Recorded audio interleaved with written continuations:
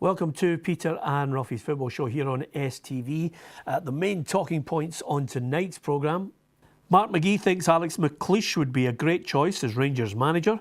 Derek McInnes says all his focus is on Aberdeen and not being linked with the Ibrox hot seat. And it's Scottish Cup replays, Clyde and Hamilton at home tonight. Yeah, we'll look at those Scottish Cup fixtures a little later in the programme. Alan Ruff is alongside me, Peter Martin, and I'm delighted to say our bootroom guest tonight is former Hibs and Partick Thistle defender, midfielder David Farrell. You see how I've got you in 2 or 3 positions there. And of course, the most recent job is as assistant to Alec Ray at St Mirren. Was it a disappointment, David, the way it all ended? Yeah, of course. We felt as though we had done reasonably well last year to turn it around. It was a difficult position when we took over, and whilst our league form at the start of the season wasn't great, it was only 6 games in and we did okay in the League Cup, so we felt as though we maybe deserved a wee bit more time to get things bedded in this season, particularly when there had been such a big turnaround of players in the summer. Yeah, the one thing that sticks in my mind about you being totally and utterly engrossed in football, from the blog, which was successful, a lot of people read it, to the book, again, which we reviewed on the programme, to being involved in football once again. Has it been difficult readjusting, back into society and what many a parent calls a normal job? It's always difficult. I think when you're so engrossed in the game and you've been in it for so long. Football's been part of my life for almost 30 years. Give or take a few months here or there when you're out of work. And it is difficult to get back into the swing of things, but fortunately I've got the taxi to fall back on. And after taking a few weeks off, getting back to work, you just have to do that and go and try and provide for your family. But the Saturday afternoons are the most difficult. If you're going out to work on a Saturday and you've not got any football to go to, then it can be a real lonely place driving into town. Yeah, it's a strange situation, Ruffy, that many a footballer, not only giving up the game, but especially if you're in David's situation and Alec at the moment when you're trying to get back in again. Yeah, I have to say that I think that both of us agreed it was a hasty decision. As he said there, as we saw, another 2 or 3 weeks down the line, they kicked in and started winning games, obviously in the back of what Alec and Davey had done there. So I think it was another hasty decision by a club. If they just sat in there and bit the bullet and took whatever was coming their way, they might have changed things. Well, here's the big question. They're still in a difficult predicament.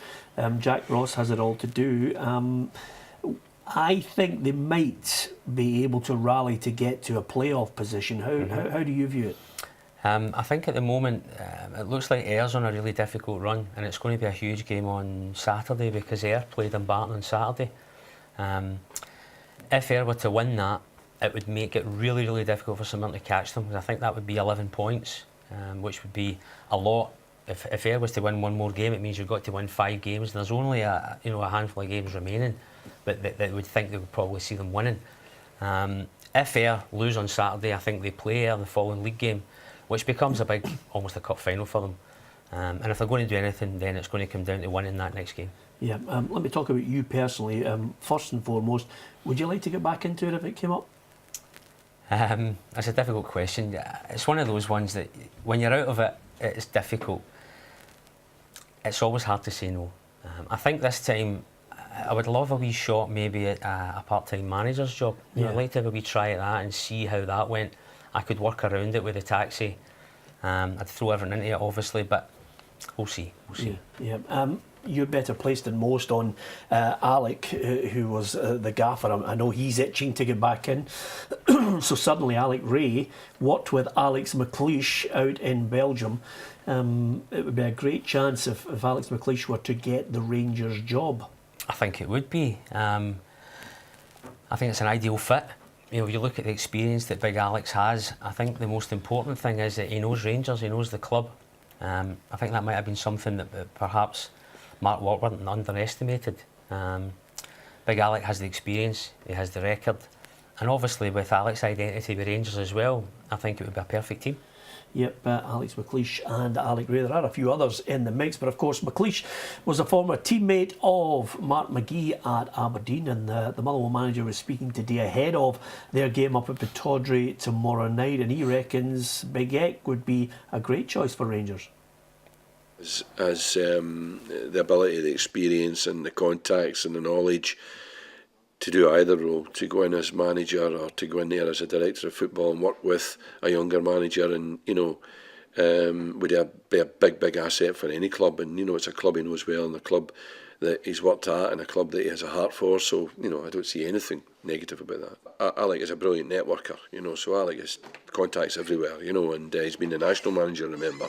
So he would be a fantastic asset to a club the size of Rangers. There's no doubt about that. Yep, he has the qualities, and if you look at some of the headlines this morning, then Alec may even consider a short-term position to the summer. Yeah, I mean, as we all know, he fits the in-term as well. He also fits the long-term, but I think Alec would just want to get in there for being out of the game for a wee while there. I think he'd want to get in and just remember everybody, what he can do, the relationship with the fans and the players, get wins under his belt, maybe a cup final, something like that, something that the directors, there'll be other people out there get throwing their name into the hat, but if you've got that position and you do well, sometimes it can help you to get it full time. Yeah, I don't know about you, David, but as soon as I heard the word compensation and £1 million if they approach Aberdeen, I immediately just scored Derek McInnes off my list. I had him scored off initially anyway. I think it's another reason why Big Alec McLeish fits. The fact that he's out of work at the moment makes it easier with Rangers' current financial position. I'm sure they won't want to be paying £1 million for a new manager.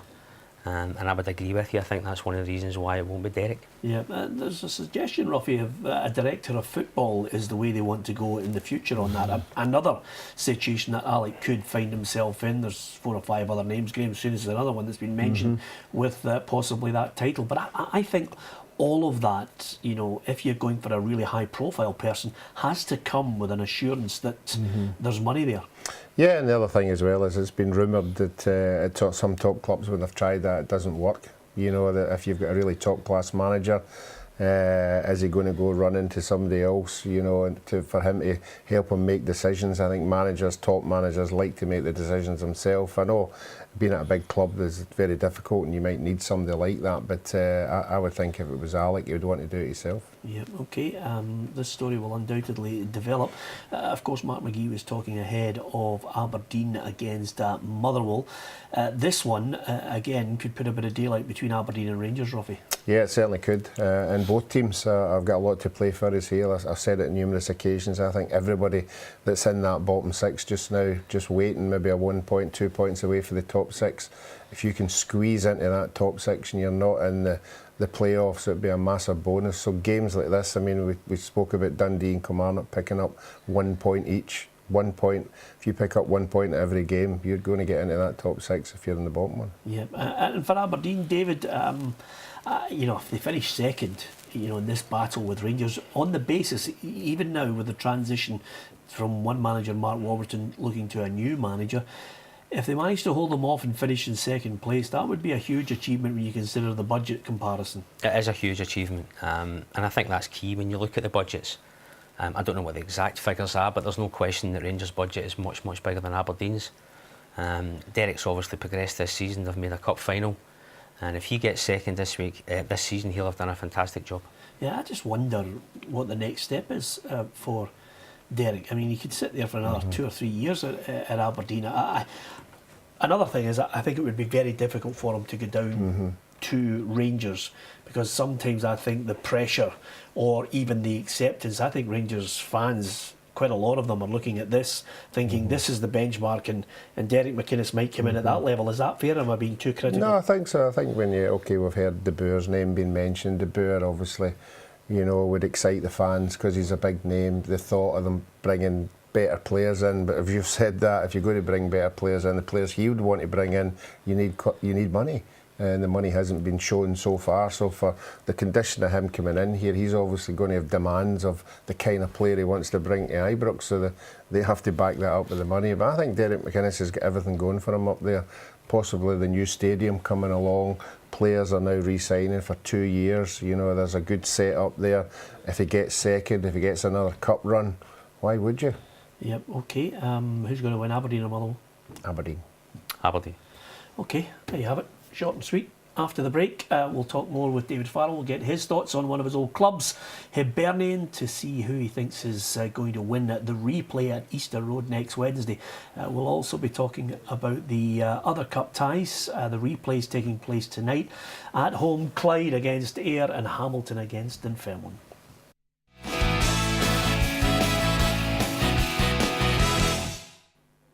Welcome back to Peter and Ruffy's Football Show. Our bookroom guest is former Hibs midfielder David Farrell. You play a bit at the back, but I have you as a midfielder in my mind. Is that fair? Aye, I played most of my time at Hibs at midfield anyway, but as I got older I started to sneak back a wee bit. You know, when the legs start to go, that's what happens. You don't need to tell me. What about the what about the Hibbies? I mean, we think it was the worst derby in many a year, and I can remember actually living in Edinburgh when I went through a period where there was a lot of 0-0s and rank rotten derbies, but this one was up there. I need to be honest, I played in a few that were as bad as that one was the other day. It was a really poor game to watch. I played in a 0-0 at Easter Road, and in the first 5 minutes John Miller smashed me in my right eye and gave me a huge black eye, and that was the highlight of the game. So that tells you how bad that game was. I mean, this one lived up to it. It was very poor. It was a poor match. There wasn't a lot of good football on display. 1 or 2 chances for either side. And Hibs will obviously be happier, the fact that they've managed to get a draw at Tynecastle and taking them back to Easter Road now. Yeah, and again, you mentioned there about the highlights, couple of chances, one for either side, but the pitch has come in for some real criticism. Hearts say they're going to invest about £500,000 on a new pitch for next season, which is to be applauded right away. I just think they always react quickly and decisively, Hearts, at the moment as well. We had Leanne Dempster on. Both Edinburgh clubs have a really good positive message when dealing with fans and concerns. No, they have. There's no doubt that both of them have got it right behind the scenes.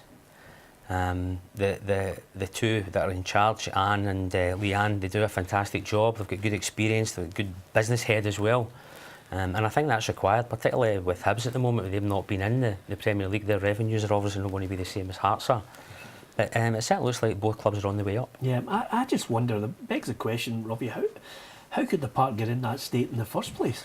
Yeah, it looked as if it was cutting up pretty bad against Rangers, but again, it's all about the surface. I don't know if everybody says does the light get into certain parts and all that, but I don't remember it being a mess like that. I don't ever remember it was always a quality surface. Yeah. I don't know, maybe it's some kind of disease in the park or something like that, and there's just nothing they can do about it. Yeah, please don't venture into that area, Robbie. No. I mean, if you start explaining the grass, the game's up. No, I'm sure the groundsman would come out and give you a logical maybe it's the heat, the undersoil heating or something, there's a fault, but it is a mess. If the groundsman comes out and says there's some disease in it, Ruffy, I'm taking you out for a drink, all expenses paid. It's as simple as that. As far as the game, where's the advantage now? Oh, the advantage has to be with Hibs now. Hearts will obviously feel that they should have won the game being at Tynecastle. Going back to Easter Road, I would certainly think that Hibs will fancy their chances. What do you make of this Hibs side under Neil Lennon? Because, speaking to a couple of Hibs players who said to me, when he came in, I think some people struggle to get used to his mentality, his psychology, his ethos on football. I think it was terrific though in the media the last couple of weeks when he's been talking about how he's changed himself a wee bit. So I think he's recognised that maybe the players hadn't quite got used to his style, and rather than asking 11 people to change, he's the one person who's maybe changed a wee bit, and I think they've gone on a very good run since Christmas. And that's maybe down to the way that they've changed and the way that Neil's changed his style. I think it was really important on Saturday as well. Hibs are a really good football team, they're very dynamic, but on Saturday, because of the way the pitch was, they actually changed and they were a wee bit more direct. played a lot of long balls up to Grant Holt, so that shows that they've got both sides to their game, which is always a good thing. Yeah, it's going to be an interesting battle of tactics on this one for the return one. How do you see it going? I think it'll be very tight again. I can actually see it going to extra time and penalties, but I think Hibs will sneak it because it's at Easter Road. Yep, okay. Ruffy, I don't need to ask you because you've already suggested draw. You've got that supercilious face on as if you're the oracle, the light, the way and the truth, but you did call it. No, I called it one each, but certainly Hibs, I thought deserved it, to go back there. Home advantage, yeah. I'm like Davey, I don't think it's done and dusted. I think it's going to be quite a nervy 90 and maybe extra time as well. Yep, okay. Couple of little things I want to get your thoughts on, lads. First of all, Andrew Considine, 2-year deal to 2019. He's a player that's improved, gradually as the years have gone on, and he's been an ever-present. Yeah, and I think the only thing he needs to improve in his game is scoring goals. The amount of positions he gets into in the box, whether it's headers or whether the ball just breaking to him, and he doesn't seem to be on the end of it.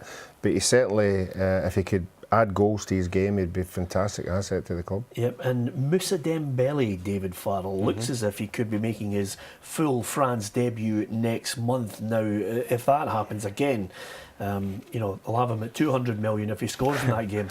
It's just a meteoric rise, isn't it? It's where does it stop? He's obviously in terrific form with Celtic, another hat-trick at the weekend. And if he keeps scoring goals, then his value will continue to rise. There's obviously a ceiling on it.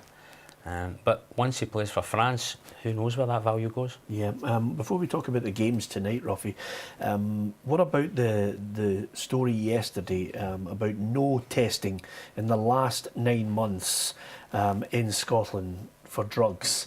I find that amazing and alarming because I don't think that we can, as a nation, think we are whiter than white.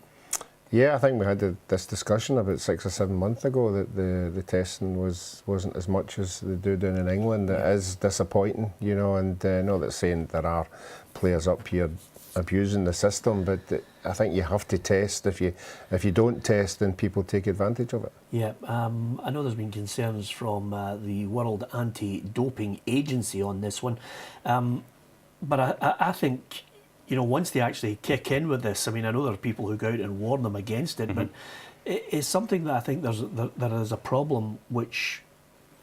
It certainly surprised me because at the start of the season there, when Alex and I were at St Mirren, we had to go to Hampden to the meeting with WADA, and they told us about all the policies and all the things that they were going to put in place. So I think on the back of that, everyone that was there expected there to be testing at certain times throughout the season. So when I heard that yesterday, I was surprised myself. Yeah, we'll wait to see when they actually step up, or in fact restart some form of drug testing, and get our thoughts on that. A couple of Scottish Cup replays tonight, Ruffy. I'm going to nip along very shortly to catch Clyde against Ayr United. How do you see it going? Obviously, again, home advantage. You would think Clyde would have the upper hand, but I still think Ayr United have got something to offer. I think obviously the players will be concentrating in the league, but I think tonight, I think they could just edge us. Yeah, I'll mention that to Barry and Bob. I'll mention it to Barry tomorrow on the programme if they win. If they don't, we'll just text him because he's not coming in then. But you never told me he was coming in. Maybe a draw next time. Spell out. I'm the same as Ruffy. I think Ayr United might just have a wee bit too much. I don't think they played particularly well on Saturday. And I think Ian McCall will be looking to get a wee boost for that league form by getting a win tonight at Clyde. Yeah, okay. Clyde by 2.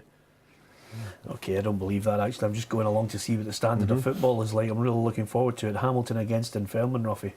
You would like to think that the Premiership club with the home advantage, I think the players will be really up for it. Dunfermline, obviously, they've got a lot to play for this year as well, but I think home advantage, a Hamilton win. Okay, and if you're not going to any football and you're going to sit and plank yourself in the chair, it doesn't get any better for me than Paris Saint-Germain against Barcelona. And the look in your face, Farrell, tells me you're leaving these studios and going to plank yourself. No, well, I might finish work just in time to get home for that PSG against Barca. That's the game for me tonight. Yep, who's winning it? I think it'll be a draw. Right, okay, I can't argue with that. Ruffy? I'm hanging on to Paris. I think it could be their season this year. Okay, you said that last year, look what happened. And if you're watching Benfica, Borussia Dortmund as the other game, what's up with you? Have a long, hard look at yourself. Just one last point before you go, David. I know you had a little health scare. Delighted that you're back to full fitness. Everything okay? Yes, just had a wee health scare over the last few months. It's resulted in me having to had a couple of wee operations. But on the road to recovery now, so looking forward to getting back to football again. Yep, absolutely. Are you available for the over 35s?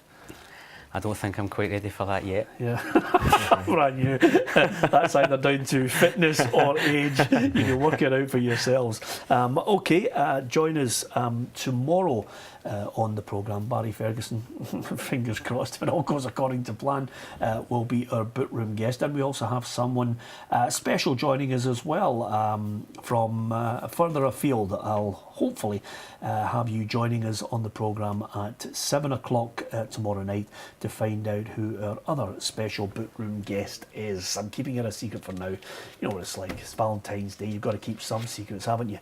From Ruffy, from Davy Farrell and myself, Peter Martin. Good night.